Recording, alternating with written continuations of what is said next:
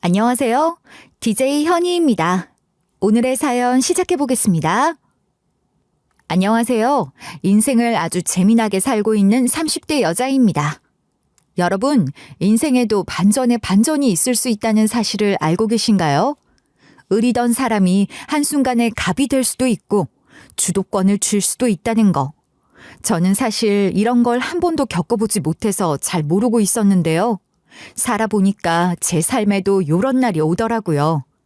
인생이 한 번도 재밌다고 생각해 본 적이 없는데 최근에는 정말 살맛나게 살아가고 있어요. 제게 어떤 일이 있었는지 한번 들어봐 주시겠어요? 저는 바닷가에 자리한 작은 항구 도시에서 태어나고 자랐어요. 바다가 바로 앞에 펼쳐진 항구 근처의 단독주택에서 살았거든요. 여러분, 바다 근처에 있는 집에서 산다는 건 어떤 느낌일 것 같으세요? 비가 오면 참 많이 습할 거고 여러모로 불편한 부분이 많을 거라고 생각하실 텐데요. 하지만 굉장히 낭만적인 부분들도 한가득이랍니다. 사실 바닷바람이 불어오는 게 조금은 습하기도 하고 끈적이기도 하지만 저녁이면 항구의 정박한 배들 사이로 해가 지는 광경이 참으로 장관이고 반짝거리며 빛나는 윤슬이 참 예뻐요.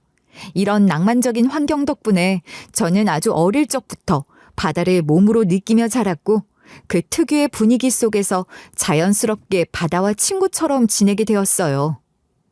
저희 부모님은 모두 뱃일을 하셨어요. 아버지는 선장이셨고 어머니는 그런 아버지를 도와 주업을 함께 하셨죠. 그 영향인지 저도 어릴 때부터 생선을 만지는 것은 물론이고 살아있는 해산물들도 거침없이 만질 줄 알았어요. 주변 아이들이 무서워하던 낙지도 저는 맨손으로 척척 잡았고 성게나 게 같은 것도 능숙하게 만졌답니다. 또 배를 타도 멀미 따위는 전혀 하지 않았기에 주변 어른들이 참 신기했어요. 아니, 최 선장 딸내미는 어쩜 저렇게 어린데도 씩씩한 거 몰라? 보통 저 나이 때 애들은 배 타면 내리고 싶어서 안달이 나던데 말이야. 그러게 어린 게 참 씩씩하고 당차. 나중에 커서 뭐가 될지는 몰라도 아주 큰 인물이 되겠어. 아주 씩씩하고 용감하고 싹싹하고 멋진 아이. 동네 어른들이 저를 부르는 말이었어요. 그리고 배를 타는 것뿐 아니라 나름 공부도 열심히 했고 특히나 글 쓰는 걸 좋아해서 글짓기 대회가 열릴 때마다 거침없이 도전해서 상을 타오곤 했습니다. 주변에서는 저보고 작가가 되면 잘 어울릴 것 같다는 말도 자주 해줬어요. 그런 말을 들을 때마다 저는 속으로 기분이 좋아졌고 언젠가 내 이름으로 된 책을 써보고 싶다는 꿈도 언젠가는 한번 꾼 적이 있었답니다. 그런데 이렇게 열심히 학교 생활을 한 것 치고 진짜 친구는 많지 않은 편이었어요. 제 마음이 통하는 아이들이랑만 대화를 하고 친하게 지냈기 때문이었죠. 이 때문에 부모님께선 조금 걱정이 많으셨어요. 우리 타에 친구가 그렇게 없어서 나중에 사회생활은 어떻게 하려고 그럴까? 사람은 본인의 입맛에 맞는 사람하고만 살 수는 없는 법인데. 그런데 나는 두루두루 친하게 지내는 게 어려운 걸 나한테 맞는 사람만 옆에 두면 되는 거 아닐까, 엄마? 인생이 마냥 그렇게 편하지만은 않을 거란 소리야. 우리 다혜가 아직 어려서 그렇지 나중에 어른이 되고 나면 뭔가 좀 잘못됐구나라는 걸 느낄 수 있을걸. 하지만 부모님의 걱정과는 달리 저는 아무런 문제 없이 어린 시절을 보낼 수 있었고 그때 깊게 마음을 내어준 친구들과는 성인이 되고 한참이 흐른 지금까지도 꾸준히 연락을 주고받고 지내고 있어요. 아무튼 공부에 욕심이 조금 있었던 전 열심히 공부한 끝에 대학은 서울로 진학하게 되었어요. 바닷가에 딸린 작은 마을에서 한 번에 대도시로 올라간다는 것이 처음엔 두렵기도 했지만 저는 새로운 도전을 해보고 싶었고 더 넓은 세상을 경험하고 싶었어요. 좁은 요 마을에서 우물한 개구리로 살 바에야 이런 거 저런 거 다들 부딪혀가면서 성장하고 싶었죠. 그렇게 저는 작은 캐리어 하나에 짐을 꾹꾹 눌러 담아 서울로 향했습니다. 부모님은 홀로 서울에 가는 절 그저 걱정하셨어요. 혹시나 나쁜 사람들의 꾀에 홀리지 않을까, 대학 생활에 적응을 잘 못하지는 않을까, 혹시라도 제 마음이 다칠까 전전긍긍하는 부모님께 되려 밝은 모습을 보여드렸죠. 하지만 예상했던 것처럼 서울에서의 삶은 생각보다 녹록지 않았어요. 저렴한 보증금에 조그만 반지하 원룸에서 지내며 낮에는 카페에서 밤에는 편의점에서 아르바이트를 병행했습니다. 그래야 생활을 유지하는 것이 가능했거든요. 아무래도 반지하 원룸은 습기가 많았기 때문에 장판이며 벽지며 구분하지 않고 곰팡이가 그득 피기도 했고 겨울이면 난방이 잘 되지 않아 전기장판에 의지해 생활을 해야 했어요. 혼자 지내는 게 처음이라 외롭기도 했고 서울이라는 도시에 살면서 이따금씩 숨이 차기도 했지만 그래도 저는 꿋꿋하게 적응해 나갔어요. 아무래도 서울에 있는 대학이었기 때문에 등록금이 좀 비싼 편이었는데 이는 장학금을 타서 해결할 수 있었어요. 공부도 그렇고 아르바이트도 그렇고 모두 제 몸과 마음을 갈아내야 했던 터라 많이 지치는 날들도 있었습니다. 하지만 그럴 때마다 저는 부모님과 통화를 하며 외로운 마음들을 흘려보냈어요. 엄마, 밥은 먹었어? 아픈 데는 없이 잘 지내고 있지? 요즘 조업은 어때? 오징어는 잘 잡히고 있어? 그럼 우리는 나갔다 하면 만선이 되어서 돌아오지. 우리 딸은 서울 생활 어때? 쉬엄쉬엄 하고 있어? 외롭진 않고 괴롭히는 사람은 없어? 그럼 나를 누가 괴롭혀 감히. 괴롭히는 사람 있음 내가 아주 때려주지. 방학 때 내려갈게. 그때 봐요. 서울에서 살면서 밀려 들어온 외로움들을 저는 아르바이트를 하면서 해소했는데요. 특히나 카페에서 일을 하면서 참 다양한 사람들을 만날 수 있었어요. 특히나 카페 사장님께서 아주 좋은 분이셨기 때문에 조금 더 잘 적응할 수 있었던 것 같아요. 카페 일을 하면서 참 여러 손님들을 마주했었는데요. 직장 생활을 하느라고 바쁜 회사원들부터 시작해서 인근 학교의 대학생들, 그리고 언제나 같은 시간에 찾아와 같은 메뉴를 주문하던 지금의 남편도 그중 한 사람이었어요. 남편은 늘 아침 8시 30분쯤에 찾아와 아이스 아메리카노에 샷 추가 2번을 주문하던 손님이었어요. 그런데 아마 카페 아르바이트를 해보신 분들이라면 아실 거예요. 같은 시간에 와서 같은 메뉴를 주문하던 손님은 언젠간 머릿속에 각인이 된다는 것을요. 남편 역시 제게 그런 사람이었습니다. 그래서 남편이 문을 열고 들어오면 딱히 주문을 받지 않아도 원두를 갈았어요. 저 아직 주문도 안 했는데 원두부터 가시는 거예요? 다른 거 주문하면 어떡하려고. 에이, 다른 거 안 시키실 거잖아요. 아이스 아메리카노에 샷 2번 추가 맞으시죠? 몇 번을 오시는데 제가 그걸 모르겠어요? 예리하시네요. 이래서 단골이 좋다고 말하는가 봐요. 그렇게 저는 직원으로, 그리고 남편은 고객으로서 몇 번 얼굴을 마주치던 어느 날 남편이 제게 명함을 건네줬어요. 필요한 것이 있다면 이쪽으로 연락을 달라면서요. 겉으로 보기엔 뭔가 업무적이어 보이지만 사실상 남편이 제게 먼저 번호를 준 것이나 다름이 없었습니다. 전 명함을 건네받고 한참 동안 고민에 빠졌어요. 내가 이 명함을 받았다고 해서 이 사람에게 감히 문자를 남겨도 되는 걸까? 하고 말이죠. 솔직히 남편과 얼굴을 거의 매일같이 보던 사이였기 때문에 문자를 해도 상관은 없을 것 같았지만 그래도 사람 마음이라는 게 마냥 그렇지만도 않잖아요. 그렇게 한참을 고민하다 제가 용기를 내어 먼저 문자를 보내게 되면서 저희는 자연스럽게 연락을 하기 시작했어요. 남편은 저보다 4살이 많은 사람이었는데 그 사람은 4살 차이가 나는 것보다도 훨씬 더 성숙하고 어른스러운 사람이었어요. 자신의 일에 열정적이면서도 말 한마디 한마디에 진심이 느껴지는 사람이었죠. 너무 멋지고 본받을 것도 많은 사람이었기 때문에 저는 금세 남편에게 빠져들 수밖에 없었어요. 그렇게 연락을 하면서 같이 밥도 먹고 카페에 앉아 이런저런 얘기를 나누면서 남편과 저는 조금씩 가까워졌어요. 그리고 어느 날 제가 먼저 용기 내어 남편에게 고백을 했어요. 있잖아요. 사실 제가 그쪽을 좀 좋아하는 것 같아요. 차여도 상관없어요. 그냥 제 마음이 그쪽한테 조금이라도 닿길 바라는 마음에 말하는 거니까 너무 부담스러워하지 말았으면 좋겠네요. 우와, 내가 먼저 이야기하려고 했는데 상당히 참을성이 없네요. 다혜 씨는. 다혜 씨, 내가 왜 다혜 씨한테 먼저 명함을 건넸을 것 같아요? 그거 한 번도 생각해 본 적 없죠. 나도 다혜 씨한테 관심 있어서 명함 준 거예요. 남편의 말을 듣는 순간 정말이지 심장이 폭발해서 사라질 것만 같았어요. 저 혼자만의 감정이 아니라는 사실이 그렇게 기쁘게 느껴질 수가 없었죠. 그렇게 저희 둘은 연애를 시작했고 5년이라는 시간을 함께 보냈어요. 서로를 알아가고 서로를 더 좋아하고 때로는 다투기도 했지만 결국엔 한 번도 잡은 손을 놓지 않았어요. 힘든 서울살이 속에서도 남편과 함께라면 그까짓 것쯤 충분히 견딜 수 있었어요. 그리고 30을 막 넘기려던 시기에 남편은 제게 반지를 건넸습니다. 우리 5년 같이 보냈음 이제 평생 같이 살아도 될 것 같아. 결혼하자. 평생 같이 살자 나랑. 남편의 고백에 망설일 이유 따위는 전혀 없었어요. 힘들 때나 기쁠 때나 쭉 같이 있어준 사람이었기 때문에 저는 기쁜 마음으로 고개를 끄덕였고 그렇게 저희는 미래를 약속했어요. 양가 부모님들의 허락도 받아냈기에 저희의 앞에는 앞으로 즐거운 미래만이 펼쳐질 거라고 생각했어요. 결혼 초반에는 정말 모든 것이 행복이었고 완벽 그 자체였어요.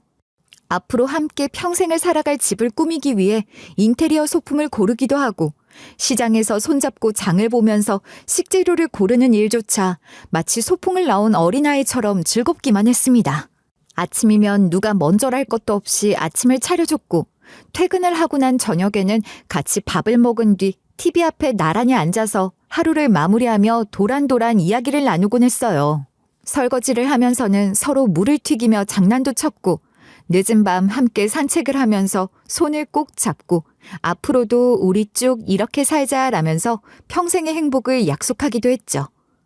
사실 저는 결혼이라는 것에 대해 진지하게 생각을 해본 적이 단 한 번도 없었어요. 저와 미래를 평생 함께할 사람이 생긴다는 상상조차 해본 적이 없었는데 남편과 함께하는 순간들은 제겐 그저 꿈이었고 기적이었습니다. 저는 정말 제게 찾아온 이 모든 행복한 순간들이 오래도록 지속될 거라고 믿어 의심치 않았어요. 그런데 시간이 지나면 지날수록 묘하게 마음의 상처를 입는 순간들이 하나둘씩 생겨나기 시작했습니다. 같이 살다 보면 당연히 안 맞는 날들이 있을 거라는 생각을 하긴 했어요. 저희는 살아온 세월도 다르고 환경도 다른 사람들이니 모든 것들이 다 맞을 수만은 없었죠. 그런데 부부 사이의 관계가 문제였던 것은 아니었습니다. 가장 큰 걸림돌이 되었던 건 바로 시어머니였어요. 제가 처음 인사를 드리러 갔을 때 어머님께서 제 손을 덥석 잡으시며 했던 말이 아직도 생각이 나요. 어머나, 이렇게 예쁘고 참한 아가씨가 우리 식구가 되다니 정말 꿈을 꾸는 것 같네요. 고마워요. 우리 재원이 짝이 되어줘서. 아니에요, 어머님. 제가 더 감사하죠. 저는 정말 부족한 게 많은 사람인데 재원 씨가 저의 인생에 찾아와줘서 제가 더 고맙고 감사할 따름이에요. 아유, 무슨 그런 소리를 해요. 우리 아들도 아직 부족한 게 너무 많아요. 직장만 좋은 곳 다니면 뭐해. 아직 까보면 어린아이인데. 혹시라도 우리 재원이가 속을 썩이거든 나한테 바로 와서 일러요. 그럼 내가 아주 따끔하게 눈물이 쏙 빠지도록 홍군형을 내줄 테니.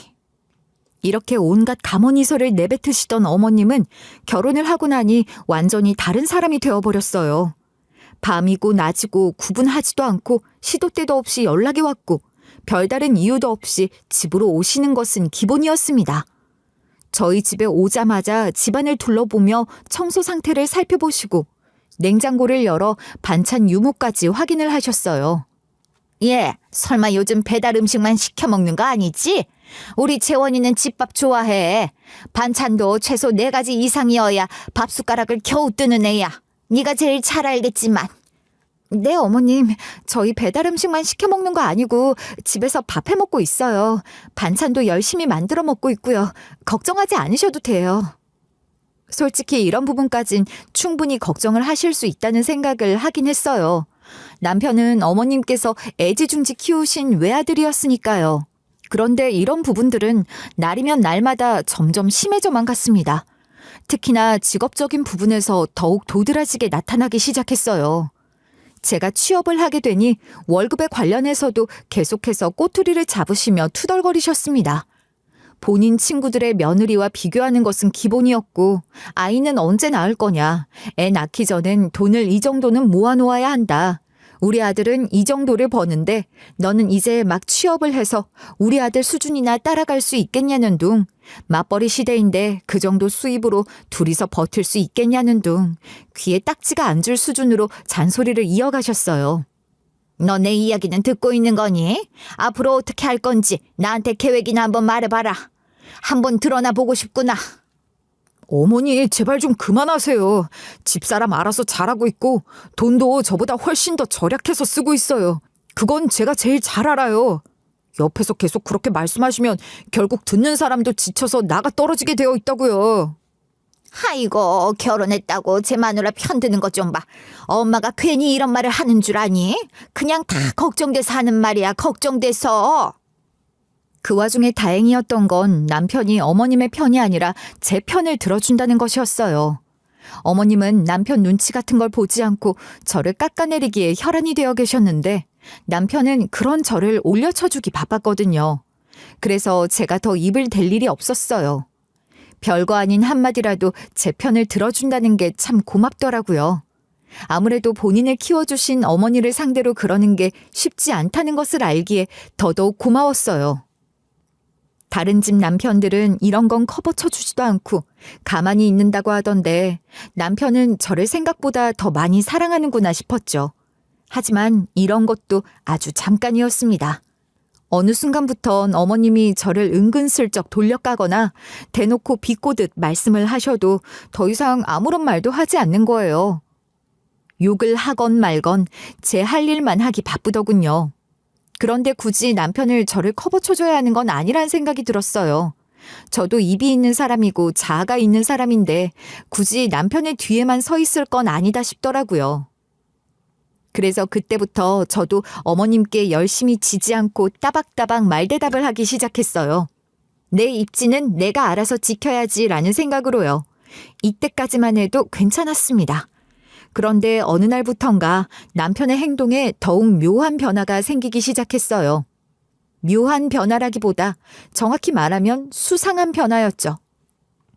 남편은 꽤 큰 중견기업의 팀장으로 있는 사람이었는데 일주일에 한두 번씩은 10시가 넘어 퇴근을 하기 시작했어요. 평소에는 7시 땡 하면 퇴근을 하고 집에 오던 사람이었는데 말이죠. 늦어지는 이유는 다양했어요. 어느 날은 거래처의 미팅 때문에 늦게 들어오고 또 어느 날은 팀 회식이 있어서 늦게 들어오고 늦어지는 것 정도는 이해를 했습니다. 남편의 직급도 직급이었거니와 회사 규모가 컸기 때문에 언제 바빠져도 이상할 것 하나 없는 것이 사실이었어요. 그런데 제가 왜 신경을 쓰고 의심을 했는지 그 이유가 뭔지 아세요? 그렇게 해서 늦게 들어오는 날에는 항상 남편의 몸에서 향수 냄새가 났다는 것이었어요. 남자들이 주로 뿌리는 시원한 스킨 냄새의 향이 아니라 여자들이 주로 뿌리는 달콤한 향이 나는 향수 냄새가 나더라고요. 말이 안 되는 일이잖아요. 원래 냄새가 아니라 낯선 냄새가 난다는 게. 그것도 늦게 들어오는 날마다 그렇게 묻혀서 오길래 한날은 대놓고 물어본 적이 있었어요. 여보, 향수 바꿨어? 처음 맡아보는 냄새가 나는데. 회사 여직원이 향수를 좀 뿌렸는데 그게 옷에 좀 묻은 것 같아. 내 바로 옆자리에 앉았거든. 향이 좀 세긴 하다. 그렇지? 이렇게 처음 맡아보는 향이 훅 풍겨오는가 하면 또 어느 순간부턴 휴대폰을 바라보면서 뭐가 그렇게 좋은지 희죽거리고만 있기도 했어요. 평소에는 폰도 제대로 보지 않은 사람이었는데 말이죠. 그러던 어느 날 저는 충격적인 것을 하나 발견하게 됐어요. 세탁을 하려고 빨랫감들을 정리하다가 남편의 셔츠 주머니에서 호텔 영수증 같은 게 나온 겁니다. 그걸 보는 순간 심장이 저 아래로 쿵 하고 떨어지는 느낌을 받았어요. 남편의 주머니에서 이런 게 나올 일이 없는데 왜 이런 게 나온 건가 싶었어요. 머릿속으로 오만 가지 상상이 다 들더군요. 혹시 남편이 다른 여자와 바람을 피고 있는 건가 하는 생각부터 시작해서 온갖 극단적인 생각들이 꼬리에 꼬리를 물고 이어지기 시작했어요. 설마 늦게 들어왔다던 게 다 이런 이유 때문이었나 하는 생각도 들었습니다. 전 확실히 하고 싶은 마음에 영수증을 보관해 뒀다가 남편이 퇴근하고 돌아왔을 때 그를 붙잡고 추궁을 시작했어요. 나 오늘 빨래 정리하다가 이런 걸 발견했어. 당신 셔츠 주머니에서 나온 건데 당신 옷에서 왜 호텔 영수증이 나온 건데? 어디 한번 설명해봐. 아, 그거 별거 아니야. 우리 며칠 전에 해외 바이어 왔었잖아. 내가 팀장이어서 그 바이어분 호텔을 잡아드려야 했어. 그래서 내가 대신 법인카드로 예약해드렸고 그 영수증이 있어야지 증빙 내역에 넣을 수 있어서 내가 가지고 있었던 거야. 지금 그 말을 나더러 믿으라는 거야? 당신이 뭘 생각하는지는 알겠는데 오해하고 있는 그런 거 아니야. 정 못 믿겠으면 여기 직원들한테 전화 걸어서 인증도 해줄 수 있어. 지금 바로 전화 걸어서 확인시켜 줄까? 남편은 너무나도 당당한 태도였고 휴대폰까지 들어보이며 제게 인증을 해주려고 했어요. 솔직히 그 행동조차도 너무 수상했지만 전 구태여 더 물어보지 않았어요. 남편이 저렇게까지 진지하게 나오는 거라면 그냥 그런 거겠지. 더 복잡하게 생각하면 저희의 관계만 더 나빠질 것 같아 의심을 거두기로 했습니다. 그런데 의심스러운 것은 여기서 끝나지 않았어요. 이 시기부터 저희 집에서 물건들이 사라지기 시작했어요. 그것도 일반적인 물건들이 아니라 제가 제일 좋아하는 물건들이 없어지고 있었죠. 이를테면 한정판으로 구매했던 머그컵이라던가 제가 제일 좋아하는 원석 팔찌라거나 아끼는 것들이 사라지니 머릿속도 덩달아 복잡해지더군요. 여보, 내가 여기다 뒀던 원석 팔찌 있잖아. 그거 어디 갔는지 혹시 알아? 아니, 나는 본 적 없는데. 당신이 어디 다른 데다 놔두고 까먹은 거 아니야? 아니면 밖에서 잃어버린 거거나. 아니야, 그럴 리가 없어. 나는 항상 여기다가만 두는데. 그리고 내가 좋아하는 거 잘 챙기는 건 당신이 더 잘 알잖아. 이게 대체 어디로 간 거지? 정말 본 적 없어? 아, 본 적 없다니까 그러네. 집안 좀 잘 찾아봐. 당신은 그 덜렁거리는 것부터 좀 고쳐야 한다니까. 다른 것들도 아니고 좋아하는 물건들만 쏙쏙 골라서 없어지니까 너무 어이가 없고 황당한 거예요. 정말 제가 어디다 두고 잊어버린 거라면 제 탓이겠지만 그런 것도 아니었기 때문에 더욱 혼란스러울 뿐이었어요. 그런데 저는 얼마 지나지 않아 왜 이런 이상한 일들이 일어나는 것인지에 대해 아주 구체적으로 알게 됐어요. 그날은 정말 여느 때와 다름없는 아주 평범하디 평범한 날이었어요. 평소처럼 회사에서 업무를 마무리하고 있었고 퇴근까지는 1시간 정도가 남아 있었죠. 그런데 그때 갑자기 핸드폰이 울렸어요. 전화가 올 곳이 없었는데 하고 보니까 모르는 번호였기에 스팸인가 싶어서 거절 버튼을 눌렀습니다. 그런데 거절을 누르니까 바로 또다시 전화가 걸려오더라고요. 그래서 다시 거절을 했더니 이번에는 문자가 오는 겁니다. 그런데 그 문자 내용을 보고 저는 심장이 멎는 느낌이 들었어요. 지금 바로 전화 좀 받아봐요. 나 당신 남편 상간녀예요. 할 말 있어서 전화한 거니까 이 문자 확인하면 바로 전화 걸어요. 그 문자를 읽는 순간 숨이 턱 막히는 것 같았어요. 정말 말도 안 되는 장난을 누군가가 치는 것 같은 기분이 들었어요. 상간녀라니. 저는 믿을 수가 없어서 손이 덜덜 떨리는 걸 애써 진정시키며 사무실 밖으로 조용히 나왔어요. 그리고는 문자를 보낸 번호로 전화를 걸었죠. 계속 전화를 거절하더니 상간녀라고 하니까 바로 전화를 주시네요.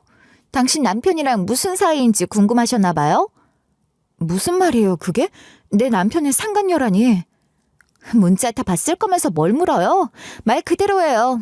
나 당신 남편이랑 만나고 있어요.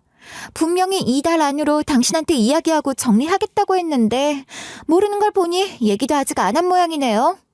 그 인간 말을 믿은 내가 잘못이지. 기가 막혀서 정말. 상간녀라는 말에 그냥 헛웃음이 절로 나왔어요. 그러니까 남편은 대놓고 바람을 피고 있는 중이었고 저는 이 사실을 까마득히 모르고 있었다는 거였어요. 상식적으로는 쌍욕을 하고 너 죽고 나 살자 하면서 난리를 치는 것이 정상이었지만 그런 정상적인 사고회로조차 완벽히 정지해버린 듯한 느낌이 들었어요. 이런 상황이 일어날 것이라는 것을 전혀 예상하고 있지도 않았기 때문에 무슨 말을 어떻게 해야 할지 감도 잡히질 않았어요. 하지만 저는 떨리는 마음을 겨우 가라앉힌 뒤 입을 열었습니다. 그래요. 내 남편 상간녀인 거 알겠고 둘이 어떤 관계를 유지하고 있는지 잘 알겠거든요. 나한테 할 말이 있다면서요. 그러면 전화로 말고 직접 만나서 하는 게 낫지 않겠어요? 생각보다 말이 좀 통하시는 분이네요. 교양 없이 욕지거리부터 내뱉진 않을까 걱정했더니. 좋아요. 지금 당장 만납시다. 괜찮아요? 우리 회사 주소 찍어서 보내줄 테니까 그 밑에 있는 카페에서 기다리고 있어요. 1시간 뒤에 퇴근하니까 그때 보죠. 전화를 끊고 나서도 한동안 진정이 되지 않았어요. 그녀의 얼굴을 보게 된다면 무슨 말을 해야 할지 몇 번이고 생각을 해봤지만 뭔 말을 어떻게 꺼내야 할지 도저히 모르겠더라고요. 주먹부터 먼저 나가지 않을까 하는 생각도 들었어요. 그리고 1시간이 지나 퇴근을 하고 곧바로 1층에 있는 카페로 내려가니 굉장히 고급스럽고 단아하게 생긴 여자 한 명이 누군가를 기다리고 있는 것처럼 보였어요. 단번에 그 사람이구나 라고 알아차린 건 카페에 사람이 없었기 때문이었습니다. 근데 얼굴을 보자마자 정말이지 머리 끝까지 분노가 확 치밀어 오르는 것 같더군요.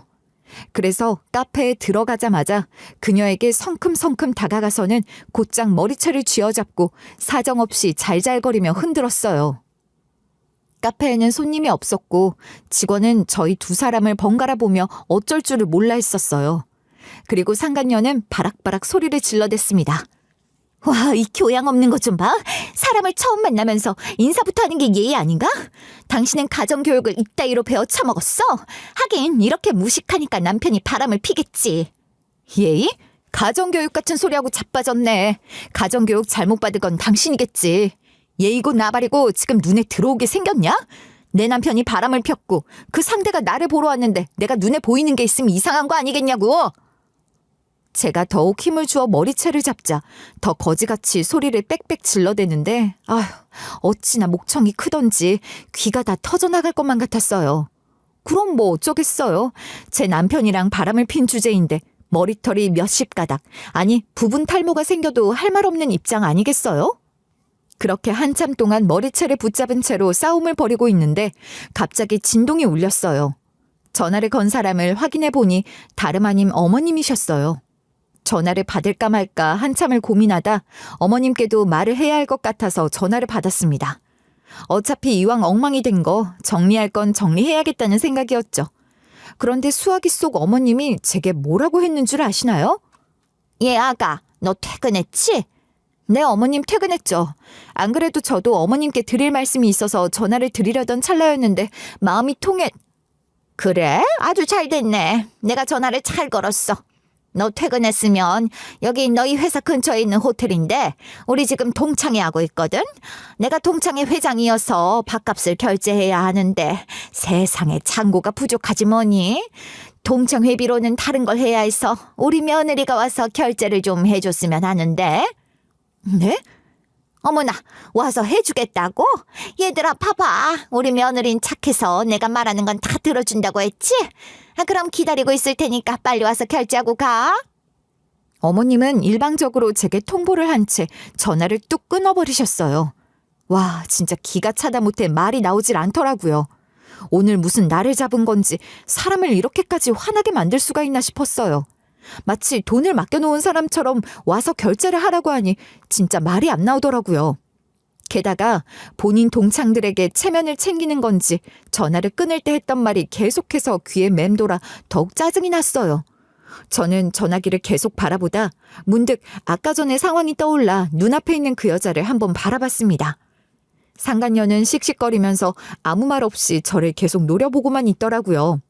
그런데 딱 생각을 해보니 그 자리에서 한번 개쪽을 줘야겠다 싶은 생각이 드는 거예요.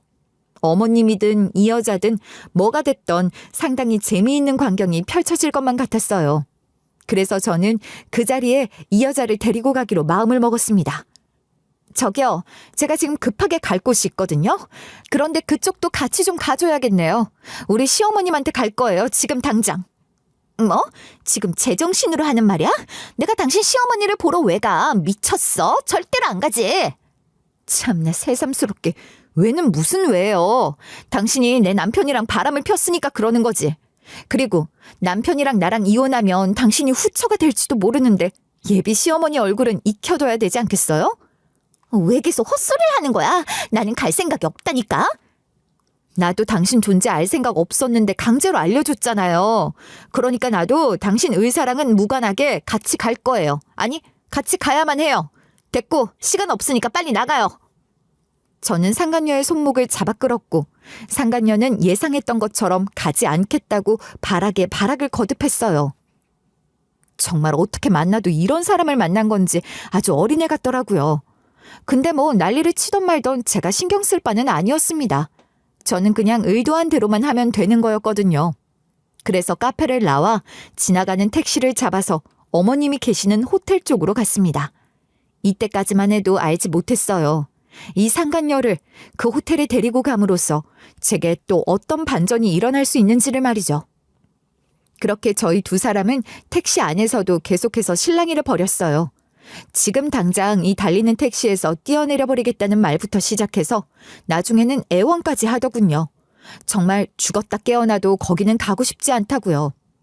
티격태격 실랑이를 벌이는 사이 택시는 어느덧 호텔에 도착했고 상간녀는 제 손에 끌려오다시피 택시에서 내렸어요. 제 힘에 이기지 못해 겨우 끌려오면서도 계속 말다툼을 벌이려 했지만 제가 눈을 치켜뜨며 단호하게 말하자 그제서야 입을 꾹 다물었습니다. 한마디만 더 떠들어봐. 그때는 더한 꼴을 보게 될 테니까. 꼬라지 보아하니 나름 체면도 챙기는 것 같은데 그냥 체면이고 나발이고 인터넷 사이트에 당신 얼굴 박제돼서 영원히 떠돌아다니게 해주는 수가 있어? 그렇게 조용해진 상간녀를 데리고 들어간 호텔 로비는 은은한 클래식 음악과 향긋한 꽃냄새로 차 있었어요. 그런 평화로운 광경과는 반대로 제 마음속은 이미 먹구름이 가득 뒤덮여 폭풍이 휘몰아치고 있었죠. 이 감정의 폭풍을 꾹 참으면서 엘리베이터를 타고 식당이 위치해 있는 10층으로 올라갔어요. 식당으로 올라가는 그 짧은 찰나의 순간에 저는 수십 번씩 머릿속으로 상황을 시뮬레이션하고 있었어요. 내 손에 이끌려 올라가는 이 여자를 어떻게 해야 가장 수치스럽게 만들 수 있을까? 이 더러운 진상을 어머님 앞에서 어떻게 밝혀줘야 할까 하면서 말이죠. 그렇게 10층으로 향하니 이미 식사를 다 마친 어머님과 어머님의 동창분들께서 우르르 모여 계시는 것이 눈에 들어왔어요. 그런데 그 사이에 누가 있었는 줄 아세요? 바로 남편이 있었습니다. 어머님께서 남편까지 부르신 것 같았어요. 어머, 우리 며느라기 왔다. 아가, 여기야, 여기로 오면 돼. 여보 왔어? 어머니께서 나도 오라고 하셔서 먼저 와서 당신 기다리고 있었어. 남편까지 부르신 거라면 본인의 아들더러 계산을 좀 해달라고 말하면 될 것을 굳이 그렇게 하지 않고 저를 부르신 걸 보면 두 가지를 생각할 수 있었어요. 하나는 저를 골탕 먹이기 위함이었을 것이고 또 하나는 내 며느리가 나한테 이렇게 잘해라는 것을 과시하기 위함이라고 생각했습니다. 그래서 저는 밝은 목소리로 얼굴을 가리고 있는 상간녀를 질질 끌고 어머님께로 다가가 활짝 웃어 보였어요. 네, 어머님, 저 왔어요. 차가 좀 막혀서 좀 늦었어요. 당신도 와 있었네? 온다는 이야기는 못 들었는데. 바로 근처라고 하길래 내가 와서 인사나 좀 하라고 했어. 그런데 이 옆에 그분은 누구시냐? 너 친구 만나고 있었니? 아, 이 여자분이요? 제 친구 아니에요. 저는 잘 모르는 사람이고 이 사람이 제일 잘 알고 있을 거예요. 여보, 누군지 알지? 응? 그게 무슨 소리야? 어머님과 어머님의 동창분들은 어리둥절한 표정을 지었고 저의 말에 남편은 그 짧은 찰나의 시간 동안 얼음처럼 굳어버리더니 안색이 창백해지다가 땀을 삐질삐질 흘리기 시작했어요. 상간녀는 머리카락으로 얼굴을 가리고 뒤로 물러나려 했고 어머님은 그런 저희를 보고 당황해서 저와 남편을 번갈아 바라보시기만 했어요. 저는 이 상황이 너무 재미있게 흘러간다고 생각했어요.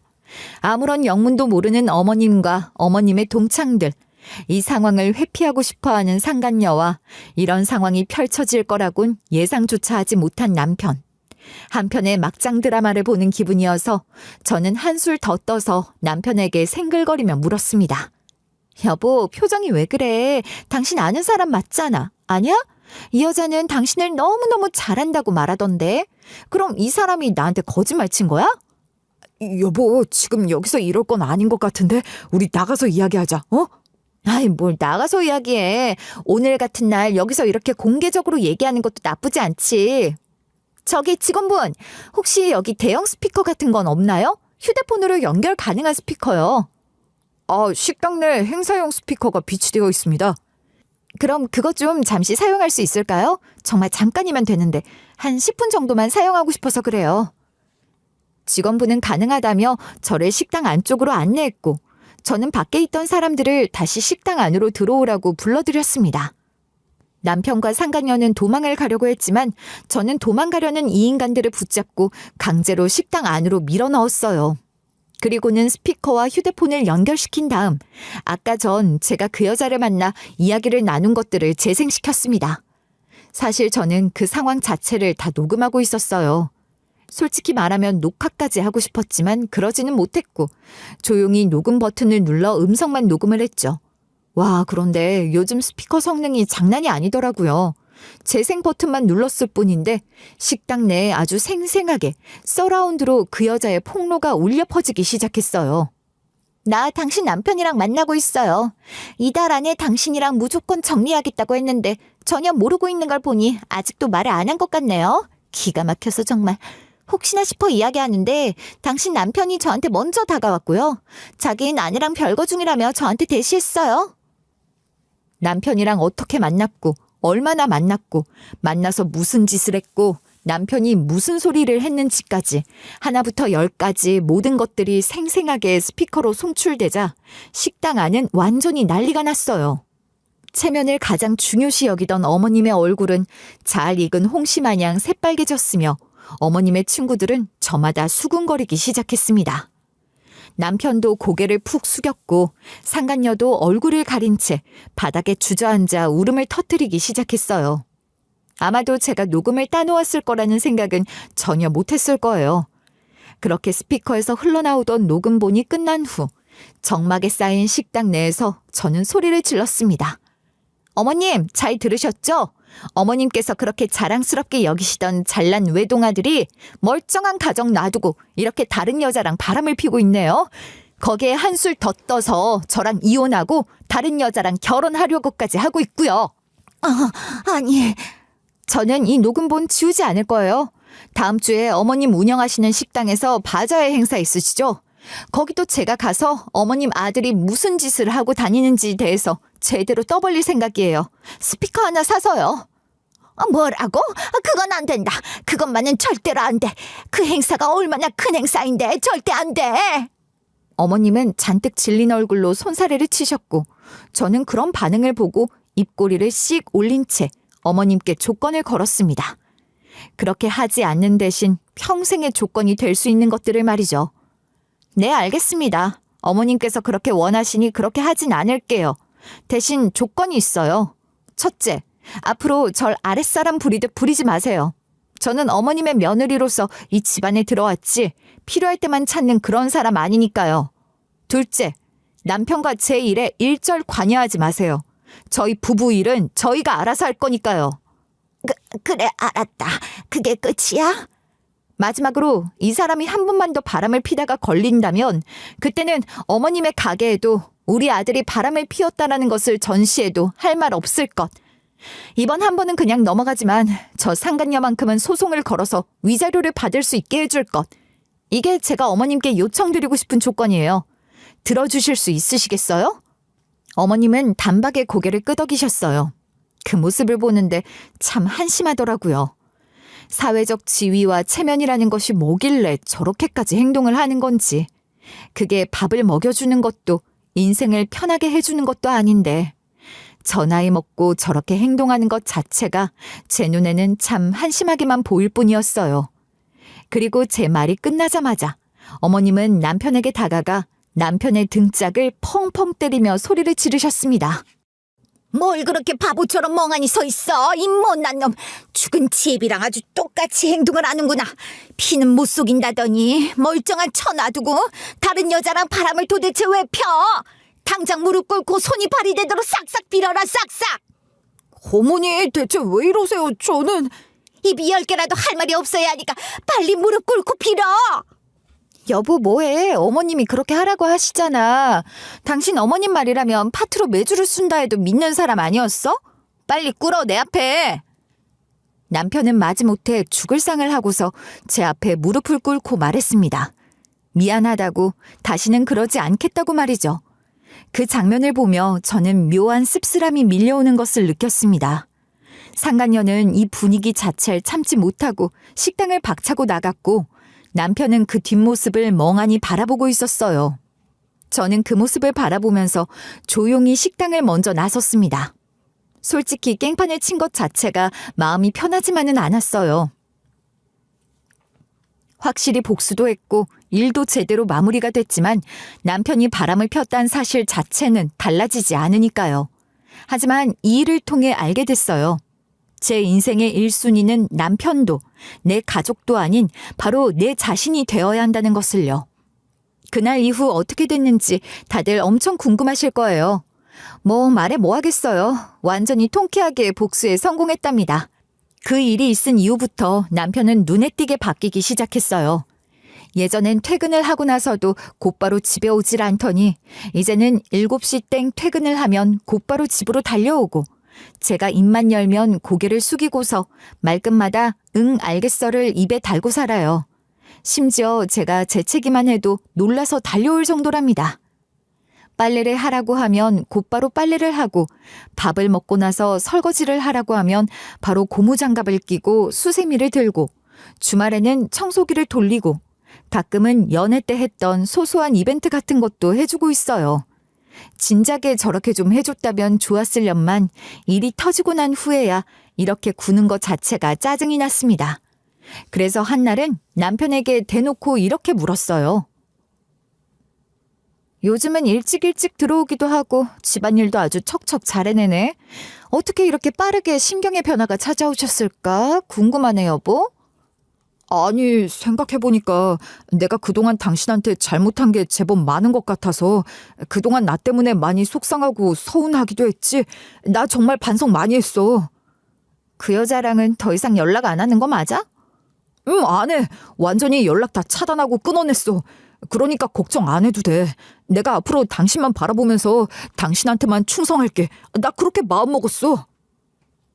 확신에 찬 말투로 저렇게 말을 하니 참 웃기기도 하고 애잔하기도 하더군요. 사실 그 일 직후에는 진심으로 남편과 이혼까지 생각했어요. 남편이 다른 여자와 밤을 보냈다니 제게 했던 사랑 표현들은 그 여자에게도 해줬을 거라고 생각하니 창자가 뒤틀리는 기분이 들었어요. 그런 사람과 어떻게 한 지붕 아래서 같이 살을 맞대고 살아야 하나 싶었죠. 그 배신감은 말로 다 표현할 수 없을 정도였어요. 하지만 그 상황에서 제가 먼저 손을 끊어낸다면 결국 이혼을 하고 난 후 홀가분하게 떠나는 건 남편일 거고 저는 이용만 당했다는 허무함만 남을 것 같았어요. 결국 남편이 원하는 것은 이혼이었을 테니까요. 그걸 들어주기가 싫었던 거였어요. 그래서 그날 그렇게 선언을 했던 거고 본인이 알아서 처신을 잘하겠다는 말을 믿고 마지막 기회를 주기로 했어요.